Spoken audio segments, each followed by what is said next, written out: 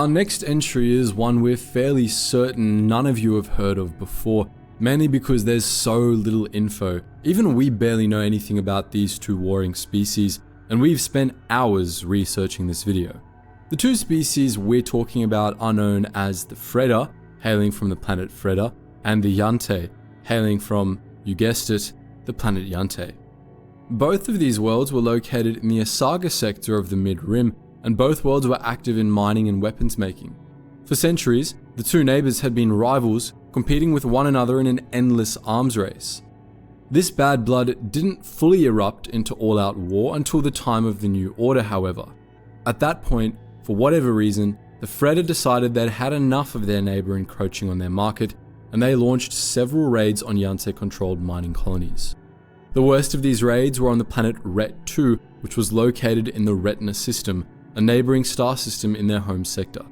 From the little the sources reveal, this conflict got so troublesome that even Imperial forces from the New Order decided they needed to step in. When Moff Havland, an Imperial officer, stepped in to helpfully suggest a ceasefire, the Freda was smart enough to take the hint and back off, bringing an end to the brief war. Peace or no peace, however, these two species continued competing with one another. At the very least, they were both alive to continue competing, which is more than we can say for one of the species in our next entry. Deep within the Hulla sector of the Mid-Rim, unfortunately close to Hutt space, there was a planet known as Boz Pity, the Graveyard World. Something particularly interesting about this planet is how dramatically canon and legend sources describe it and its role in galactic history. If we take a look at canon sources, we'd learn that Boz Pity was a key member of the Galactic Republic and even received a sky island representing its environment at the Valor Republic Fair. By the time of the Clone Wars, it was mostly uninhabited, which is why the Confederacy of Independent Systems used it as a launching pad for raids at nearby Republic worlds. Right after the Siege of Seleucami, the Republic lay siege to Boz Pity, and even Quinlan Vos stopped by with some of his troops. But that's canon. As a primarily legends-oriented channel, we're more than happy to give you the piping hot blue milk that only legends could give. May we introduce you to the Gargantelles, the native sentient species of Boz Pity. As you may have guessed by their name, the Gargantelles were massive, many topping 20 meters in height. They had 6 swole arms, and based on what was found of their remains, they were very human-like in their general skeletal structure. Commonly, these giants had one single forward-facing eye, but some were born with 2. Now, you might have noticed we said based on what was found of their remains. If you did, congratulations, you're not just listening to us as background noise. As you, a true Chad fan, must have realized, this did indeed mean that the Gargantelles had gone extinct. And it wasn't because of a meteor, just something almost as large as one. Enter the Hutts, a different species renowned the galaxy over for ruining things for other people. Our story takes place during the Ductavis era, which lasted from 10,966 to 9,000 BBY. This period was considered a time of rebuilding after Supreme Chancellor Contis Pex I and his Pius Dei cult had caused untold suffering and destruction across the galaxy. While the Republic was busy putting itself together, the Hutts were exploring their neighbouring systems, which is when they came across Boz Pity and its local giants. When the Hutts encountered the Gargantelles, all they could see were profit margins. As was the case with the Wookiees many millennia later, the Hutts thought these giants would make for excellent manual labour slaves, then went out of their way to enslave them. The Gargantelles, pretty understandably, were not on board with this plan and resisted fiercely. The Hutts, never ones to be thwarted by something as trivial as consent, launched several missions to try and enslave the Gargantelles. Altogether, 7 Nikto invasions were launched. After those failed, 4 diplomatic Talander Til missions reached the planet. All 11 met with the same fate. In their refusal to bow down or negotiate with the Hutts, the Gargantelles simply decided to eat anyone the Hutts sent their way. Enraged by how such a primitive species was besting them, our blubbery overlords decided that, after all, they didn't need to enslave the Gargantelles. Instead, they would annihilate every last one of them and punish the entire species for their defiance of Hutt law. As part of their new planned genocide, the Hutts sent a legal team of Nimbanels to a planet called Morn, which was Boz Pity's neighbour. Now, Morn was inhabited by the barest sense of the word. The only inhabitants were the electric caliphs, 10 millennia old droids that had once belonged to Sultan Nastuanadon, their maker. Once their maker and master had passed away, it left the droids the overlords of Morn, and it was them the Hutts sought out. By using their perceived obsolescence as emotional manipulation, the Hutts were able to offer them a sense of usefulness. If only they could eradicate all sentient life on Boz Pity. It might have taken them a decade, but the electric caliphs succeeded. One by one, the Gargantels were wiped out, leaving enormous death monuments and skeletal remains behind them.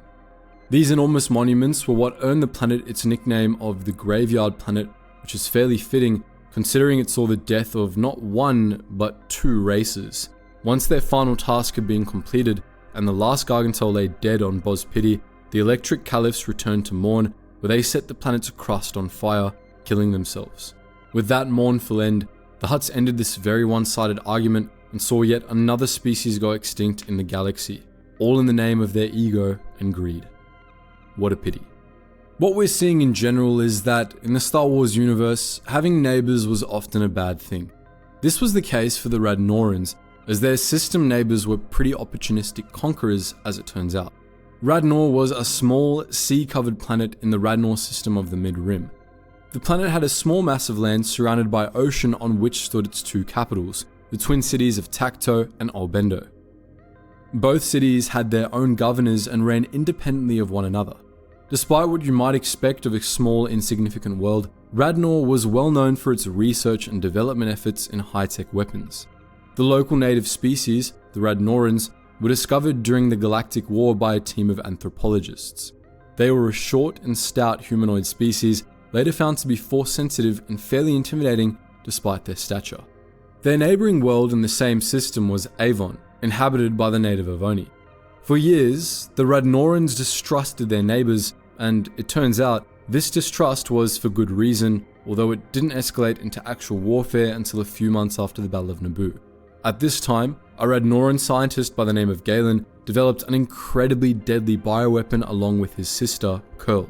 Unlike other bioweapons, this one was based on an organic agent that acted once inhaled into the lungs, and not on a virus or a toxin.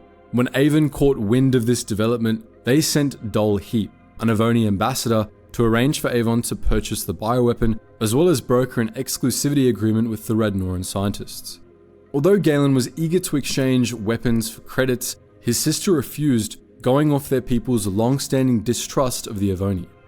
Infuriated by Curl's refusal to sell him the weapon, Dol Heap then bribed Galen with riches beyond his imagination to unleash the bioweapon on his own people, which he astonishingly agreed to. The toxins spread throughout Radnor, ferried on air currents, and even from one Radnoran to another. It proved so potent that even a Bacta bath wasn't enough to cure the afflicted. As a result, millions died in Albendo, and soon millions more would follow in Tacto. At the same time, the Avoni sent out a fleet of warships that remained in orbit around Radnor, aware the coast wasn't clear to land, but poised and ready to do so the moment the bioplague had run its course. After most of Radnor's government officials had fled off-world, Galen took over coordinating the evacuations. When a team of Jedi Masters and their Padawan arrived to help with the rescue efforts, Galen sent the Masters to the isolation sector from which they couldn't return without fear of spreading the disease further. He hoped to contain the Jedi threat in uncovering his hand in the disease's creation, but he underestimated their Padawan. The 3 apprentices were able to uncover the truth and expose Galen's criminal activities and ulterior motive, helping the Avoni take over Radnor once all its citizens had perished. By the end of the bioplague, Galen had been arrested by the Jedi, and his sister was content with him rotting in jail. Dol Heap and the Avoni, however, escaped justice completely because everyone wanted to avoid the laborious senatorial mess that would inevitably have to happen to bring them to justice. This, unfortunately, is all too familiar an issue. When justice is paywalled behind a mountain of bureaucratic tape, it only leads to instigators going unpunished. Then, when they inevitably commit a different atrocity, all those who fail to act speak out against the inefficiencies of the justice system and how terrible it is that nothing can really be done. And to end this video on a slightly less morbid note, we would be remiss if we didn't mention the blatant feud everyone had against droids.